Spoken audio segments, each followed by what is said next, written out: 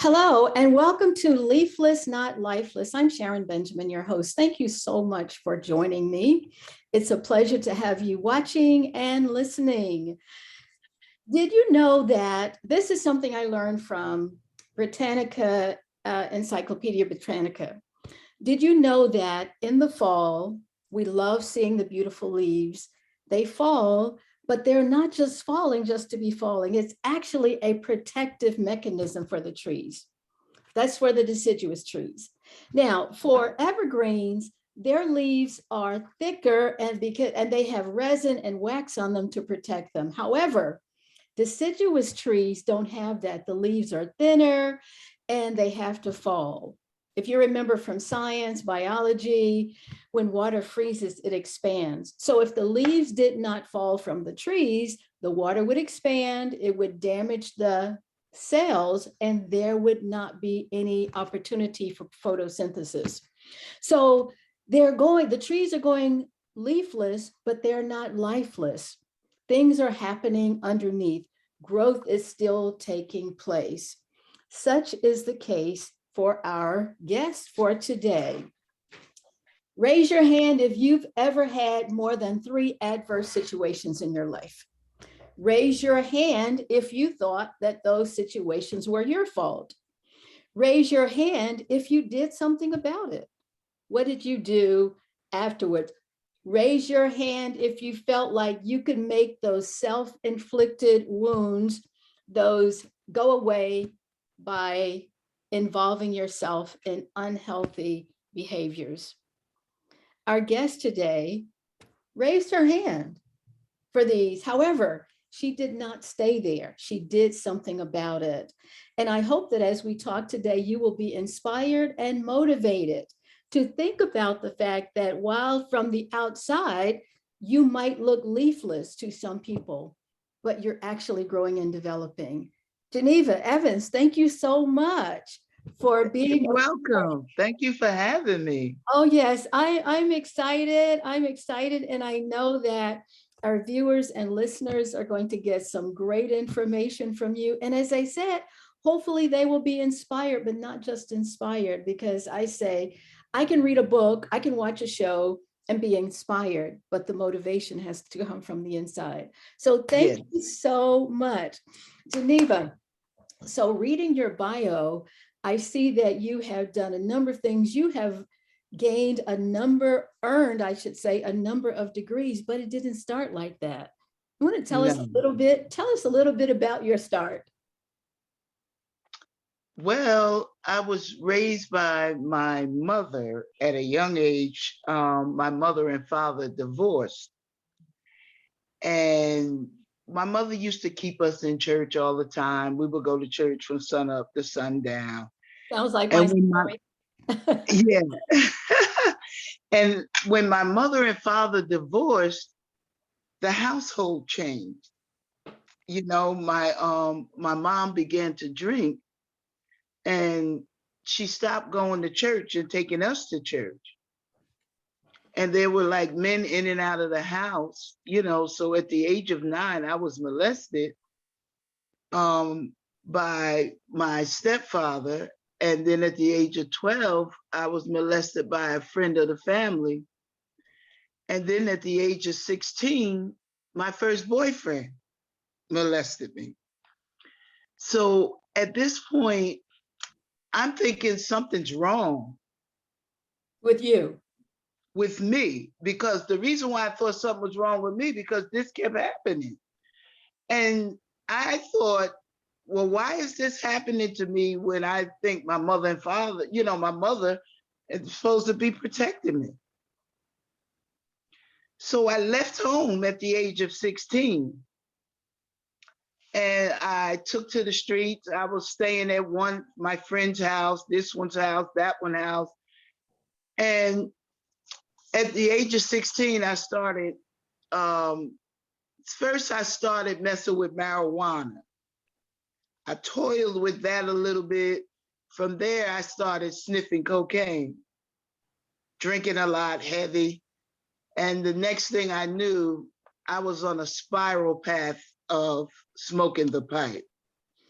I stayed on drugs for 25 years out there, just doing what I thought was okay Geneva, until.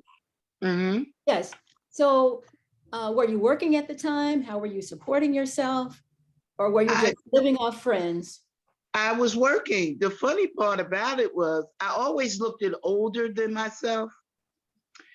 And then I suppose, and I started bartending. I was bartending at 16 and they thought I was 18 at the time.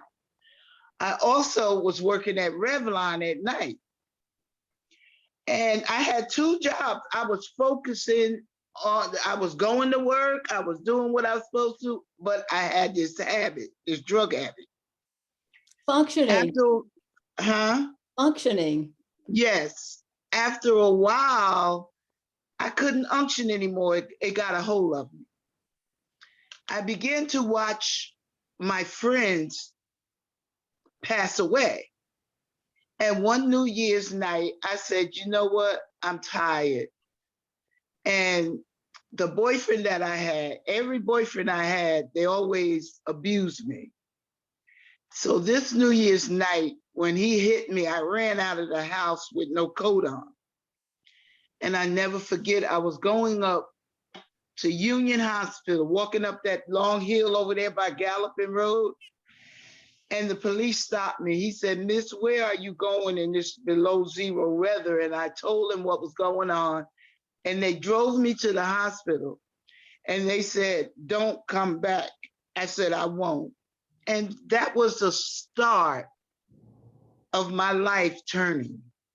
So let me ask you, do you think that because you mentioned earlier that you felt like things that happened to you were your fault.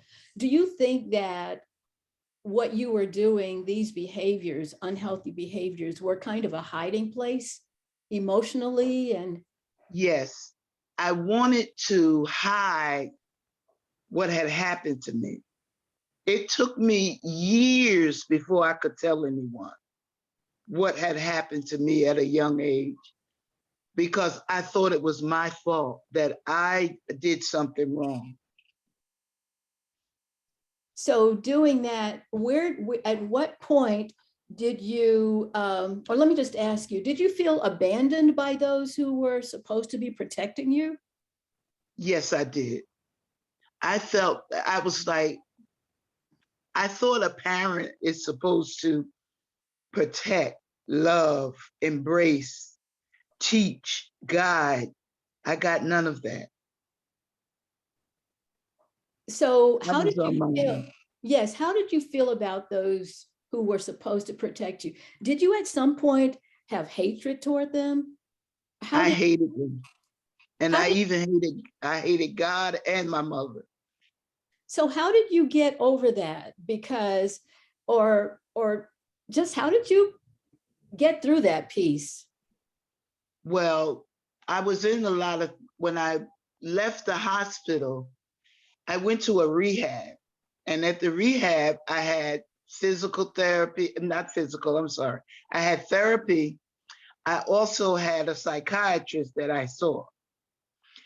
And she suggested, because the three people that had abused me had died, and I couldn't tell them how I felt. So she took me to the gravesite, to the graveyard, and I had their names on 3 pieces of paper, and I released it. And when I released it, I released the anger and everything. But I still was holding on to that anger for my mom and God. Yes. So how did you finally come to a point to forgive?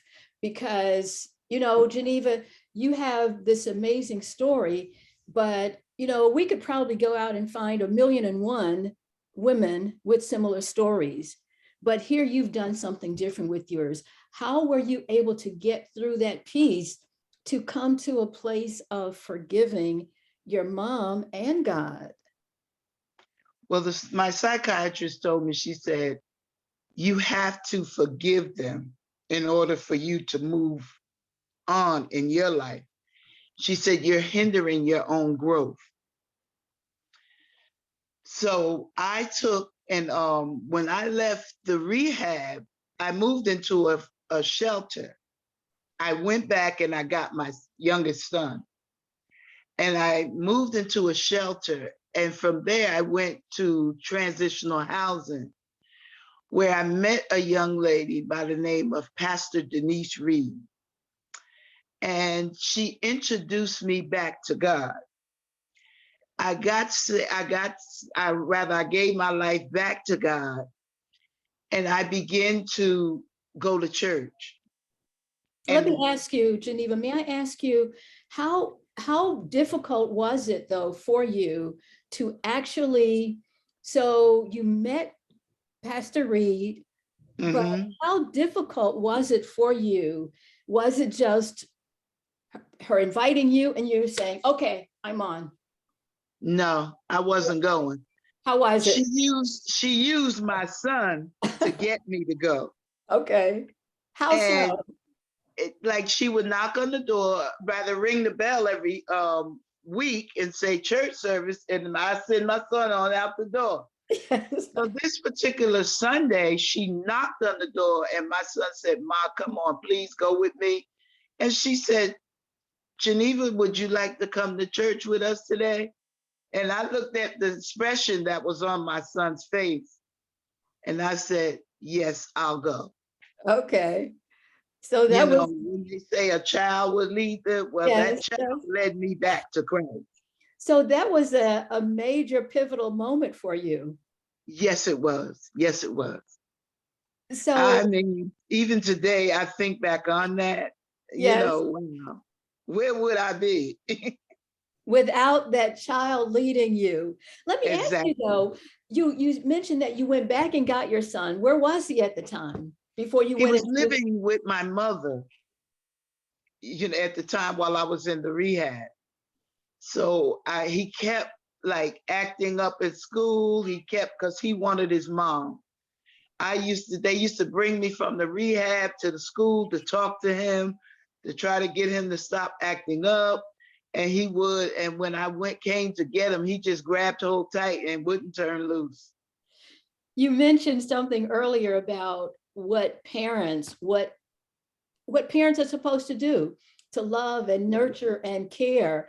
Isn't it interesting that it didn't matter that you were in rehab at the time, but your Mm-mm. son wanted to be with his mom?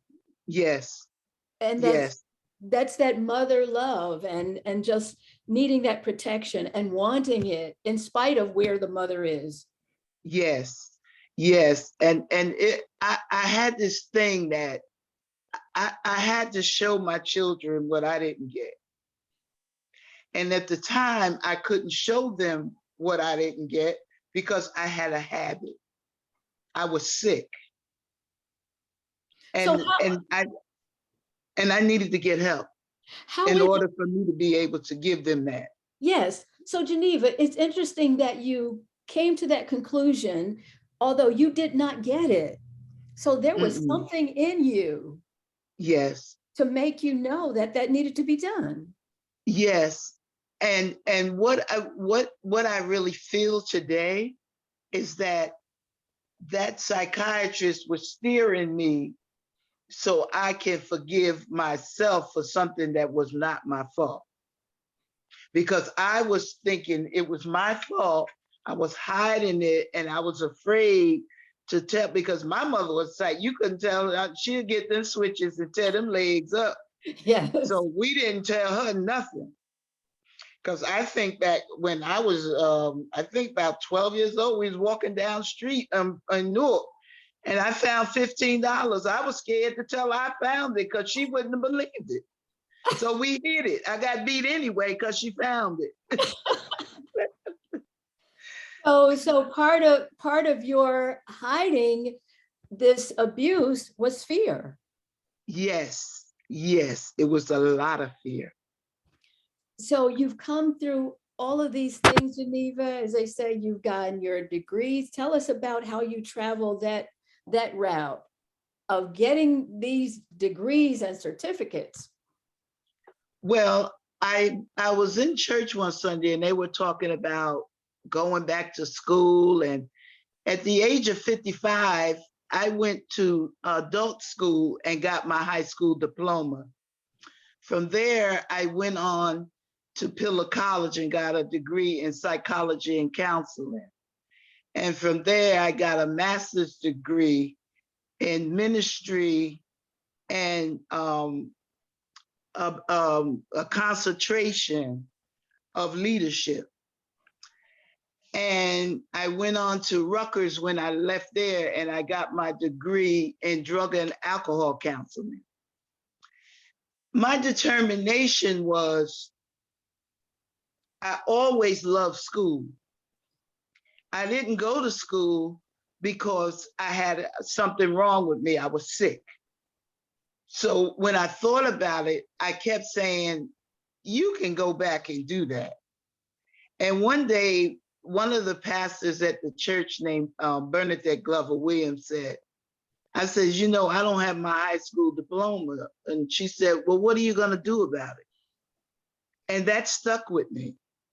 The determination that was in me and the tenacious, I was like, I'm going to do this. And I did it. And I thank God today that I did it, because it has made me a better person in leadership, where I can extend hand to other people, not only with my testimony of what happened to me, but with what I've learned. I've sat in the classrooms, I've learned, and I put those two together along with being a minister of the gospel. And I put everything together. I can be able to talk and minister and lend a hand to the community to help them in any way possible, because I've dealt with drug addiction, I dealt with being molested, I dealt with abuse. Yes, yes. And homelessness. Yes, Geneva, let me ask you, how did you feel sitting in the classroom with students who were younger than your children? I mean, how was that for you? It was hard, but they used to say, Ma, did you do your homework? I said, yeah, I'm not showing it to you. But I used to say, your mother didn't send you here to act up like that. You need to do your homework and you need to come to class on time. That's when they start calling me Ma. And even when I was in class, I've struggled with math. Mm-hmm. And I went to a tutor. I took 8 students with me to tutoring. So I said, we're not going to pass. We're going to do this together. I reached out to the students. I said, come on, we can do this, y'all. We went to tutoring. We learned that math, and all of us passed, nothing under a B. We had A's and B's in math. Awesome, awesome. All right, so listeners and viewers, I told you, you get some inspiration and hopefully motivation. Geneva, thank you so much. I have to keep talking to you because you've done some other things as well. Yes. You've written a book. Yes. So tell us about that book. It's From Agony to Grace. Can you wait? I wanted to get it. I left it on the chair over there. Can I get it for 1 second? Yes, yes, we have time. Get it, because I want the viewers and listeners to see it and to hear about it and to continue to hear about your amazing story. Yes, yes. It's From Agony to Grace. This is the story of my life from beginning to end. How'd you get that title? I was standing at the bus stop one day, and the sign said Agony, right? And I thought, and I was thinking about such grace that God has extended to my life when I have lost so many people that I used to be with when I was out there. And I said, from agony to grace, because I was in agony when I was out there. So I put them together. And I thank God that I did that. And you can get this book on Amazon. You can get it on Barnes and Noble, or you can go to Just One Touch Ministries.org, and you can hit bookstore and you can get the book. So mentioning, go ahead. on that website is my ministry that I do, you Yeah, know, that's what I was about to mention. Yes, yeah, talk about that. Just One Touch. Tell us yeah. about that. Just One Touch Ministry. It took God just one touch to turn my life around. Mm. And I wanted to name the ministry that's all it took was just one touch. We minister to drug and alcohol patients. We minister to the abused women with children. We buy food, clothing, things for them. What our goal is to get a house that they could stay at for 2 years and regroup and revamp their lives, where they can work for 2 years, they could stay there. We could teach them how to budget, how to really function in this world, to take care of their families and have healthy relationship with them. So, And what we do now, we go to different shelters, we help people to get from point A to point B. And everything we do with our own funding. We don't have no grants or anything, but we're starting now. We've been writing because we want to take it to another level with getting that house that we so much want for the family. yes. Because when I did a mapping of the state of Jersey, there's not no safe houses for women with children that have been in abuse. That's why they stay in so long. So there are more facilities for men. Well, they have facilities for men, but see what they have shelters. Okay. They used to have transitional housing, but the funding has cut so badly. I see. To where they start closing them down. And now they may put them, they may have like shelters. And from the shelter, they'll let you go into your apartment and they may give you a voucher for Section 8. But you don't have safe houses. I see. Where people can go to be safe. And be safe from the abuser. From the abuser, as well as from the drug addiction and everything, because now there's so much out there now that some of the rehabs right outside in front of them, they're selling drugs. Oh. So we have to revamp to help people to know that there's a better way, that they can move forward. But we fail them in society because we have nowhere to protect them, to help them for where they can go. So your dream is to get this facility and specifically for women in some of those situations, women who have children. And what all kinds of services do you envision for the facility? Well, I envision either they can work or they can go to school or they can get a trade. Or if they want to go like a 2-year college, we'll set all of that up. We'll make sure they have daycare. They'll have their own place there. We'll do their meals. We'll feed them. And we'll have a laundry and everything on premises. We'll have counselors coming in. They will have their own case manager. Their case manager will follow up with them weekly to see how far they got and what are their goals. They will have set goals for each week into that month. And at the end of the month, they have to make sure they fulfill those goals. Okay. And we will make sure that we get, insurance for the children, insurance for them, that they go to keep their medical appointments. That is crucial. And if some are stuck or whatever, we'll sit down with them and talk them through their goals. What do you do that you love to do? Yes. That's one question that you need to ask everybody. Yes. When people get stuck and they don't know what they want to do, well, what is it that you love to do? Yes. Well, I love to cook. When you think about, would you like to go to school for to learn how to be a chef? Would you like, it's so much that we can do that we love to do. The worst thing you can do is tell someone that you need to do this. They're never going to move forward. They're going to stop in their tracks on you. So when do you think, do you have a deadline or a goal, time that you Well, want to have this available?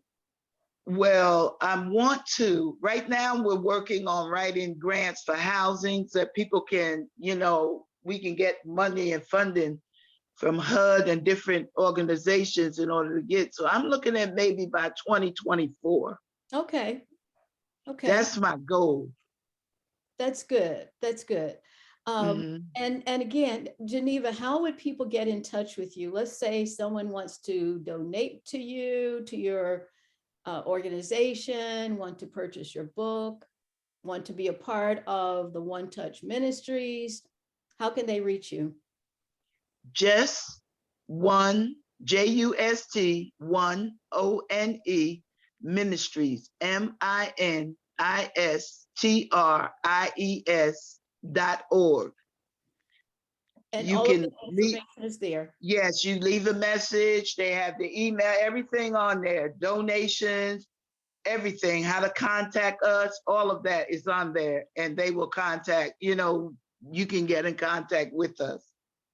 Thank you, Geneva, so much. As I said, listeners and viewers, I am hoping that you were inspired, not just inspired, but motivated as well, to know that from the outside, while you might look leafless, growth is taking place and you can blossom, you can grow, you can develop, not just for yourself, but as Geneva mentioned, for others as well. Again, thank you for listening. Thank you for watching. I'm Sharon Benjamin, host for Leafless, Not Lifeless. If you have a story that you would like to share, please contact me at leaflessnotlifeless@gmail.com. I'd love to hear your story. I'd love for you to share your story so that you too can inspire and motivate someone else. Again, thanks for listening. Thanks for watching. Leafless, Not Lifeless. See you next time for the next episode. Have a great one.